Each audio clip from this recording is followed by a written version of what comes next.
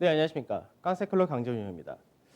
전일 증시 간단하게 좀 생각을 해보면은 우선 전일 증시에서 뭐 하락의 요인이다라는 것들이 사실 장중에 꽤 있었는데 뭐 사실 제일 중요한 거는 시장에서 미선물이 급락을 했다는 부분 그리고 국내에서 수급적인 부분이 저는 약간 꼬였다 이렇게 표현을 하는데 그에 따른 영향을 좀 받았다 정도 이렇게 봅니다. 뭐 이 연준에서 뭐 추가적인 부양책이라든지 통화 정책이 우선시되면 안 된다 이런 얘기를 한 것이 시장에서는 악재였다 이렇게도 얘기를 하는데 사실 그 부분은 악재가 아니라 당연한 흐름인 겁니다. 그래서 시장에서 경기 자체가 서서히 회복을 더 할 것이다라고 전망하고 있는데 그 상태에서 통화 정책에 의존을 한다는 것은 처음부터 말이 안 되는 그런 소리였기 때문에 사실 무난한 케이스다 이렇게도 봐도 되는 거고 그다음에 뭐 트럼프 대통령이 중국의 틱톡 여기에 대해서 뭐 오라클하고 협상한 부분이 마음에 안 든다 이렇게 얘기했다라는 것도 있는데 실제로 그런 부분도 이미 하루 이틀 나왔던 내용이나 계속해서 나온 상태에서 결국 미 대선에서 어떤 결과가 나올지를 봐야 되기 때문에 사실 그 부분도 시장에서 신경 쓸 부분은 아니다 이렇게 봅니다. 다만 이제 어제 국내 코로나 확진자 수가 다시금 150명을 넘어갔다. 이 정도가 시장에서는 악재였다면 악재 이렇게도 볼 수 있는데 실제로 그 부분도 아직은 그렇게 크게 염두할 필요는 없다라고 보기 때문에 시장 전체적으로 어제 뭐 한 차례 정도 요 근래 올라간 폭 대비해서 살짝 조정 정도 받았다 이렇게도 볼 수 있을 것 같은데 하나씩 보면서 설명해 드리도록 하겠습니다. 지수 자체는 어제 2,400포인트 전후 이 가격대가 저가로 인식이 되면서 결국 1.2% 하락한 2,406포인트로 마감이 되었습니다. 거래대금이 13조 8천억. 그러니까 최근 들어서 시장에서 정고점을 넘어가기 위해서는 거래대금의 증가라는 부분이 필요하다고 말씀드렸는데 거래대금의 증가가 나오지 못한 상태에서 즉 저항을 계속해서 받는다면 시장에서 악재가 났을 때 한 차례 정도는 당연히 떨어질 수 있다. 이렇게 보시면 될 것 같습니다. 외인들 같은 경우는 장중에는 매수를 나타내다가 이제 오전 들어서 미선물의 하락폭이 확대된 부분에 따라서 외인들이 1,260억 정도 매도를 했다가 되죠. 그럼 외국인 같은 경우는 최근 들어서 매수가 꾸준히 이어지다가 이제 매도가 나왔다 하더라도 매도 규모는 제한적이었다. 이렇게 보시면 될 것 같고 기관에서가 여전히 매도가 많습니다. 그래서 기관에서도 이제 3,350억 여전히 매도세를 키웠다 되는데 이제 프로그램 같은 경우가 이제 어저께는 좀 특수한 경우다라고도 얘기할 수 있을 것 같은데 추가적으로 프로그램적인 부분에서는 하락이 더 떨어지지 않는다라고 봤었는데 이제 어제 같은 경우가 장중에 외국인들의 선물 매도가 확대가 되면서 베이시스가 좀 크게 확대된 부분이 영향을 미쳤다 정도 보시면 되겠습니다. 자, 그 다음에 선물 쪽인데 선물에서가 이제 1.4% 하락한 316.75로 마감이 되었고 외국인들이 장중에 선물 매도가 7,500개와 전후까지 나왔었습니다. 딱 공교롭게도 시장에서 외국인들이 9월 만기 이후 시장에서 순매수했던 물량만큼만 장중에 나왔었다가 나중에는 이 부분을 축소해서 2,200개 정도 매도로 마감이 되었고요. 그래서 누적 순매수는 이제 5,200개 정도 되어 있고 베이시스는 0.34 정도. 그래서 어제 베이시스 악화가 좀 더 확대된 부분이 프로그램이 좀 더 나타났다 보시면 되겠습니다. 그다음 코스닥 시장도 마찬가지로 1.24% 하락했다가 되었고 거래대금이 14조. 코스닥 같은 경우는 거래대금이 14조에서 15조대 이 부분이 계속해서 이어진다 됩니다. 외국인과 기관 역시 동반 매도 동일한 케이스였다. 이렇게 보시면 되겠죠. 자, 선물지수 한번 보도록 하죠. 지금 시장을 딱 볼 때 제가 느끼는 체감은 예전에 1900에서 2000포인트 이때의 분위기 같은 모습인데 사실 이때는 어떤 시기였냐면 지수 마디 지수라는 2000이라는 자리대를 앞두고 언택트가 중심으로 시장을 올라갔었다 됩니다. 그러다가 시장에서 이제 경기 관련주가 반등이 나오면서 왔다 갔다 하는 그런 흐름을 보이다가 결국 이제 그 라인대를 돌파한 그런 흐름이 나타났었는데 최근 들어서 2500이라는 자리대가 직전의 고가가 2460이었으니까 그 라인대가 다시 오다 보니까 시장에서 거의 다 온 게 아니냐 이런 식으로 시장을 보여진다 됩니다. 근데 사실 이 부분도 생각을 해야 될 부분이 지금 현재 시장에서의 중심과 앞전에 2000포인트를 넘어가려고 했을 때의 중심이 완전히 좀 다른 그런 형태를 띈다가 되는데 앞전 같은 경우 언택트가 중심이었다면 지금은 전차가 중심이 되어 있습니다.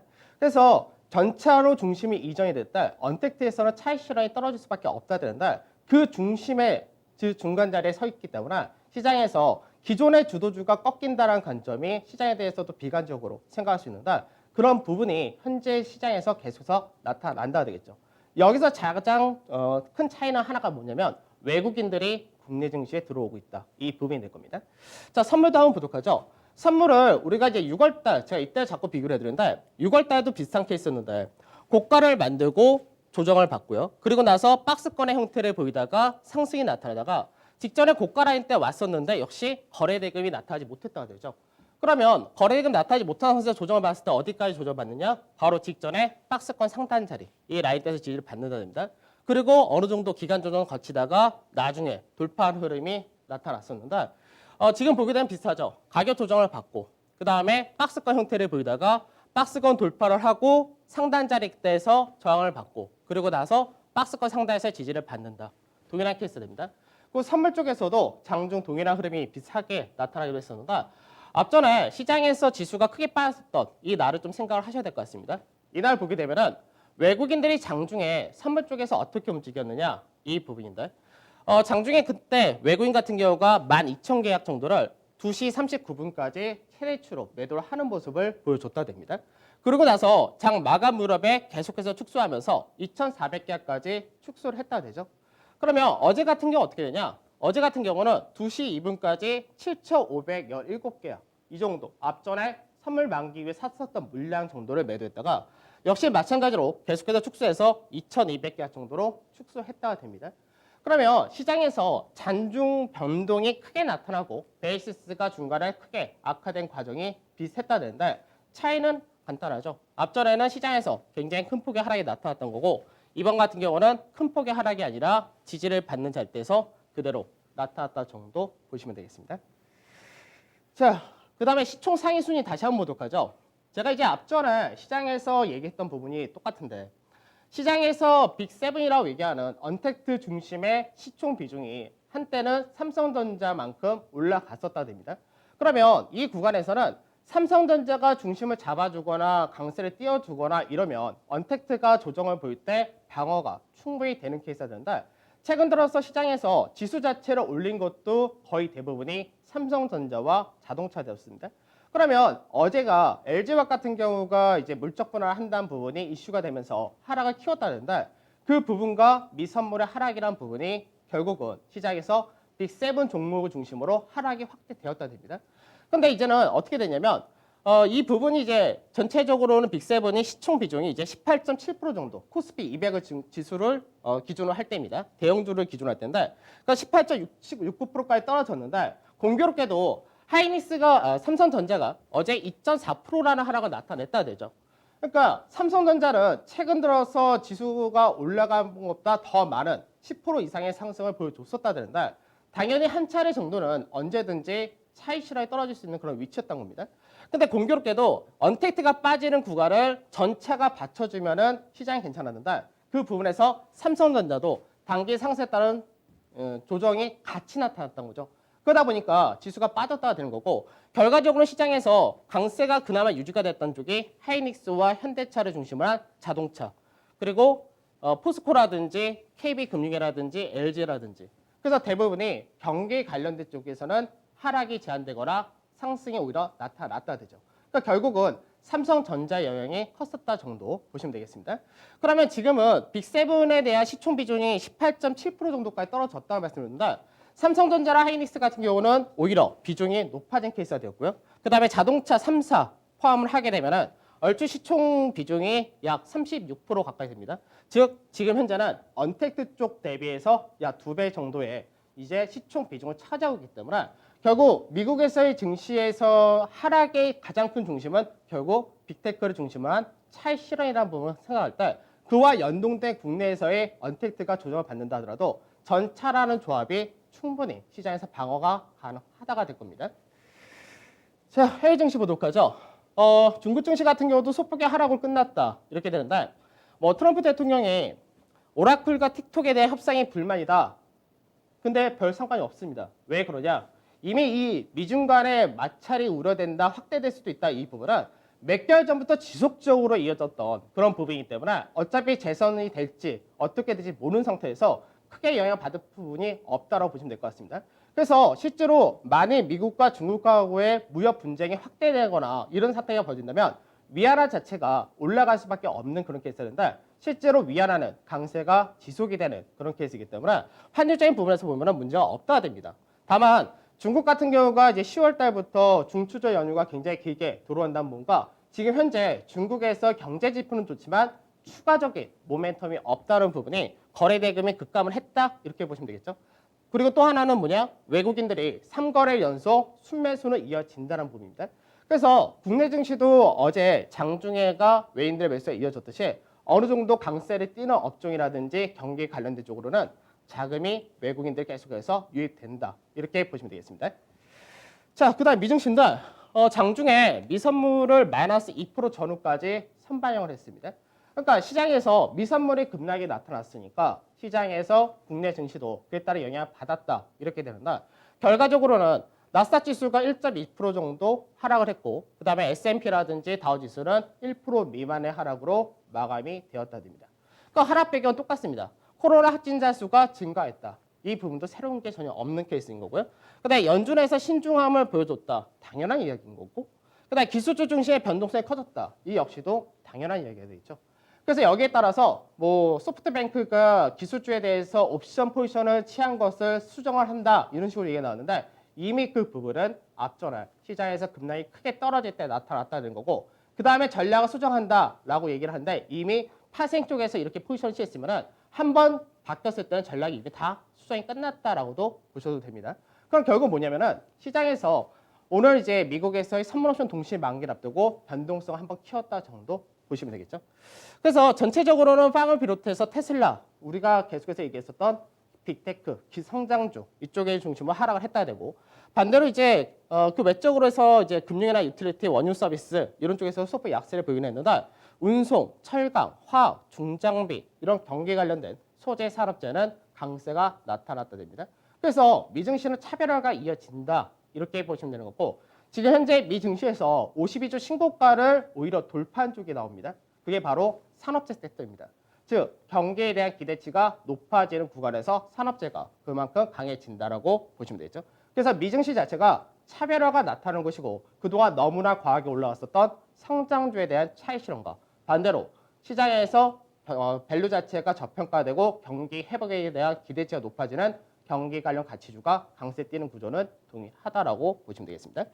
자, 그다음에 변동성 지수는 1.6% 정도 상승했고요. 유가는 이제 2% 정도 추가 상승하면서 41분선 전후까지 올라왔다 되고 MSCI 코리아 인덱스는 0.3% 정도 이 부분은 환율 효과도 있습니다. 그다음에 달러 인덱스가 93선을 소폭 아래로 내려왔고 원달러 환율은 여기 환율에서는 1,170원을 하이하는 흐름이 나타났다 되죠. 그래서 앞쪽에도 말씀드렸듯이 외국인들이 보는 국내 증시에 대한 관점이 더 우호적이게 될 수밖에 없는 관점은 동일하다가 됩니다. 자, 변동성 지수 보도록 하죠. 제가 이제 변동성 지수를 보면서 말씀드렸던 부분이 이미 시장에서 변동성 지수 고점은 나왔다라고 말씀드렸습니다. 그러면 시장에서 내려오다가 25선을 깨면 좋은데 25선 자리대가 지금 당장 깨지기가 어려우니까 한 차례 반등이 나왔다 되면서 어제 장중에 28선 정도까지 올라갔다가 결국 내려와서 끝났다는데 그러면 이제 여기서 쌍바닥 형태를 쌍봉 형태를 만들면서 25선을 깨느냐 이 부분이 중요하다 이렇게 보시면 됩니다. 그래서 실질적으로 오늘 이제 미국에서의 선물시장 동시 만기가 끝나고 난다면 어느 정도는 시장에서 변동성이 조금은 완화되는 국면에 들어올 가능성이 높다 이렇게 보시면 되겠습니다. 자, 나스닥 지수 한번 보도록 하죠. 나스닥 지수가 박스권 중간까지가 이제 그 전날의 시장이었었는데 이제 어제 같은 경우가 개파라고 떨어졌다 되죠. 그래서 결국은 박스권의 하단자에서 지지가 나타났다 됩니다. 그러면 박스권 하단을 이탈하게 된다면 추가적으로 하나 마디가 떨어질 수 있다 이렇게도 볼 수 있고 그렇지 않고 중간 마디 다시금 회복하면 여기서는 방향을 위로 갈 거냐 아래로 갈 거냐 이 부분이 결정이 된다가 될 겁니다. 다만 이제 앞전에 얘기했던 부분에서 미 대선 11월 달까지 추가적으로 미증시에서 변동을 일으킬 수 있는 것이 뭐 현재 부양책을 통과시키느냐 그 정도가 남아있고 그 외적으로는 통화정책이라든지 연준회가 이제 없어진다고 말씀드렸기 때문에 그 전까지는 시장에서 크게 빠진 요인도 역시 제한된다 이렇게 보입니다. 그래서 나스닥 같은 경우가 11,050선 이 라인 때 회복하느냐 이게 중요하다 정도 체크하시면 되겠고요. 그다음에 S&P를 보게 되면 S&P는 빠질 자리가 더 적다라고 말씀드렸는데 실제로 이제 나스닥 대비해서 하락이 좀 제한적이고 그리고 S&P 안에도 기술주들이 워낙에 많이 들어와 있기 때문에 그에 따른 영향을 받는다 정도. 근데 그 반대로 경기 관련된 쪽에서는 반등이 나오기 때문에 그래서 S&P 같은 경우는 이제 중간 마디가 3,370포인트 정도 되는데 이제 어제 종가가 3,357포인트니까 조금만 반등을 해도 오히려 중간 마디 먼저 올라오는 케이스다. 이렇게 보시면 되겠습니다. 자, 어제 시장 간단하게 보도록 하죠. 어제 시장을 보면은 전체적으로 하락을 했다가 되죠. 근데 이제 유난히 또 강세를 띈 것이 자동차. 그러니까 이게 시장에서 아이러니한 게 뭐냐면 지금 현재 시장 자체가 왜 개인들이 일부 개인 투자자분들이 개인들이라고 하니까 좀 웃기는데 개인 투자자분들이 시장에서 왜 체감이 안 좋냐 이게 간단합니다. 기존의 시장을 끌고 갔었던 언택트 중심의 주도주라고 하는 쪽을 대부분 공략을 하고 있고 그때가 조정이 나올 때마다 더 사야 된다 이 생각을 하는 반면에 그동안 시장에서 절대 보지 마라가 자동차, 그래도 IT도 매력 없다 이런 식으로 얘기했는데 오히려 외국인들은 경기에 대한 회복에 대한 초점을 맞춰주기 때문에 결국 자동차라든지 IT가 중심에 설 수밖에 없다 는데 결국 시장에서 현재는 자동차가 제일 좋다 이 분위기가 점점 팽배해진다는 거죠. 그러면 기존에 시장에서 중심이다라면서 버텼던 쪽에서가 오히려 실망 매물과 상승 제한 이렇게 되기 때문에 겉으로 느낄 때 누가 체감이 더 좋냐 이 싸움이 결국 지금 시장에서 전차를 중심으로 가지고 있냐 없냐 이 차이가 되는 겁니다. 그래서 어제 같은 경우는 자동차 강세, 그 통신이 소폭 강세 나타났다 되고요. 언택트를 중심으로 한 LG화학이라든지 이쪽에서 하락이 좀 컸었죠. 그 다음에 그 외적으로 제약도 마찬가지였고 그리고 인터넷 게임 마찬가지 그리고 삼성전자까지가 하락이 됩니다. 그 외적인 쪽에서는 하락이 어떻게 됩니까? 시장 대비 적다가 되는 거죠. 그래서 체감의 차이가 현재 국면에서 어떻게 나타나냐 이 부분이 많은 투자자분들이 상당히 많이 차이가 날 수밖에 없다가 될 겁니다. 자, 전기전자 업종 한번 보도록 하죠. 제가 이제 삼성전자하고 IT 업종 이 부분을 잠깐 생각을 해야 되는데 사실 전기전자 업종에서 삼성전자가 차지하는 비중은 거의 압도적입니다. 그래서 삼성전자가 직전에 고가를 가지 못한 상태에서 전기전자 업종 같은 게 어떻게 되냐? 작년, 올해의 고가라는 때까지 왔다가 되죠. 그러면 지금 현재 국내 증시가 2,400포인트 전후가에 내려왔던 것과 거의 차이가 없는데 8월 달에 고가는 먼저 올라왔고요. 그래서 앞전에 연중 고가절 때에서 돌파 시도하다가 조정을 받으면서 지지테스트를 받았다가 되죠. 그러면 IT 쪽에서가 8월 달 고가 돌파 지지 당연히 한 차례 나올 수 있는 그런 구조였기 때문에 이제 반등을 하면서 다시금 전고점을 넘어가느냐가 될 겁니다. 그래서 국내 증시에서 IT가 차지하는 비중이 워낙에 높기 때문에 IT가 추가적인 강세가 열린다 이렇게 되면 시장 자체도 추가적인 상승 쪽에 무게가 실린다라고 보시면 되겠죠. 자, 수급 간단히 좀 보도록 하죠. 외국인들 매수가 이제 개인들은 LG화학에 대해서 이제 우려가 나타나면서 어제 하락이 나타났다는데 우선은 이제 외국인 같은 경우는 하이닉스를 제일 많이 샀고 그 다음에 LG화학 역시 동반 매수가 들어왔다 됩니다. 그 다음에 호텔신라도 역시 사는 모습을 보였고요. 현대모비스. 그래서 전체적으로는 시장에서 LG와 하이닉스를 많이 샀고 그 외로도 사긴 샀었는데 사실 규모는 그렇게 크지 않다가 됩니다. 그 다음에 매도를 보게 되면 매도에서는 우선 삼성전자 지수 연동된 부분이라서 어쩔 수 없는 건데 삼성전자에 대한 매도가 컸고 하나솔루션 같은 그린 뉴딜 관련도 좀 매도가 나왔다 되죠. 그 외적으로 NC소프트라든지 이런 서비스 게임 역시 마찬가지고 세트리온, 시젠, 삼성바이오로직스, 신풍제약 대부분의 제약바이오 시총 상위가 매도가 나왔다가 됩니다. 자, 그 다음에 기관에서의 수급인데 기관에서는 이제 LG화학을 하자마자 샀다가 되죠. 그러고 나서 기아차, 만도, 현대모비스, 자동차 똑같죠. 그 다음에 매도를 보게 되면 매도에서 삼성전자 프로그램 매도 영향이 컸다라는 부분이 있습니다. 그 다음에 네이버 그리고 세트리온 헬스케어, 하이닉스, SK이노베이션, 카카오 전체적인 시총 상위 대부분 매도가 나왔다라고 보시면 되겠죠. 자, 종합주가지수 다시 한번 체크해 보도록 하죠. 어제도 말씀드렸듯이 밑에 게 이제 거래량이 아니라 거래대금입니다. 그러니까 거래대금을 볼 때 똑같은 케이스인데 직전에 고가를 넘어가려면 거래대금의 증가가 나오지 않으면 돌파 시도가 나오기가 어렵습니다. 그래서 거래대금의 증가라는 부분이 상당히 중요한데 거래대금 증가가 안 나왔다. 마찬가지로 앞전에 박스권 상단에서 지지 한번 받아주고 기간 조정 거친 다음에 상단자를 올라타고 그러고 나서 거래량이 증가, 거래대금의 증가가 나타나면서 시세가 나타났다. 이 케이스가 되겠죠. 그럼 지금도 똑같습니다. 지금도 시장에서 박스권 상단 넘어갔다 되는데 그 다음에 거래대금의 증가가 나타나야지 직전 고가를 돌파할 수 있는데 그 부분이 부족했다가 되죠. 그러니까 당연히 한 차례 2,400을 전후로 해서 지지테스트를 받는다 이렇게 된 케이스입니다. 그래서 시장에서 오늘 또 금요일이고 다다음 주부터가 추석이기 때문에 거래대금 증가가 쉽게 나오기는 어려운 그런 구조는 동일하다 되는데 어느 정도 그러면 이 구간대에서 왔다 갔다 하거나 그런 과정 거친 다음에 나중에 돌파할 가능성이 높다 이렇게 될 겁니다. 근데 이 와중에서도 똑같은 건 뭐냐면 업종별 차별화는 동일하다가 될 겁니다. 자, 코스닥 한번 보도록 하죠. 코스닥 같은 경우는 앞전에 이 거래대금이 너무나 중간중간에 폭발적으로 증가를 했었다 되는데 그때가 8월 말, 그 다음에 9월 10일 전후가 됩니다. 그래서 이 당시에가 코스닥이 거래대금이 20조가 나왔던 그런 과정인데 거래대금이 많은 상태가 나타났던 자리 때는 깨서는 안 됩니다. 그래서 코스닥 같은 경우는 만약 거래대금이 많았던 자리 때 내려온다가 되면은 오히려 시장에서 더 빠질 가능성이 높다는 것과 어제도 말씀드렸듯이 하반기 연말 가면 갈수록 코스닥에서는 수급적인 부분이라든지 여건 자체가 조금은 안 좋은 쪽이 더 많기 때문에 코스닥은 변동성이 여전히 동일하다는데 코스피 지수와 동조화를 할 거냐 아니면 디커플링으로 더 빠질 수 있을 것이냐 이 부분에 대한 염두는 동일하게 하셔야 됩니다.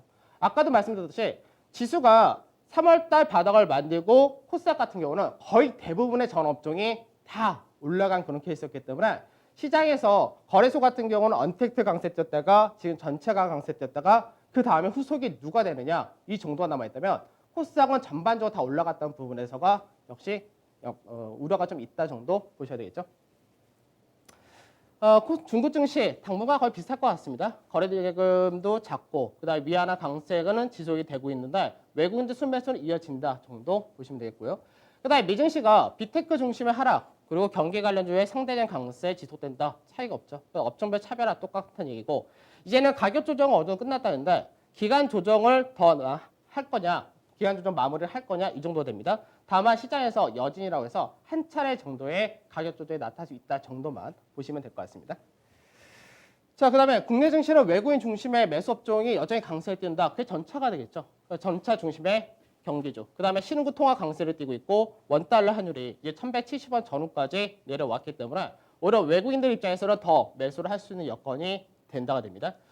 계속해서 같은 소리죠. 8월 말부터 얘기했던 부분인데 8월에서 10월 사이에는 경기 관련 중심으로 실적 개선, 가치주에 대한 비중 확대를 키워야 된다. 근데 그게 결국은 업종 내에서 계속 똑같습니다. 반도체 중심의 IT, 자동차. 차이가 없죠. 그 다음에 코스피 지수 이번 주 2400에서 2480포인트 밴드.